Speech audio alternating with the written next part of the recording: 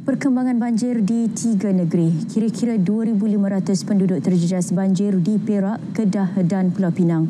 34 pusat pemindahan sementara PPS diaktifkan di 3 negeri setakat 9 pagi tadi.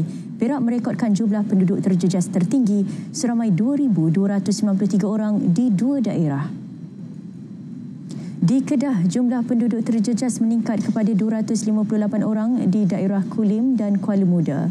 Menurut Sekretariat Pengurusan Bencana Negeri Kedah, mereka ditempatkan di 4 PPS. Setakat 8 pagi tadi, PPS SJKC Chong Cheng di Tanjung Dawai merekodkan penduduk terjejas tertinggi seramai 206 orang. Sementara PPS Surau Taman Sang Kancil, PPS Dewan Kampung Paya Tok Betuk dan PPS SJKC Chai Min masing-masing menempatkan 88, 16 dan 102 penduduk terjejas.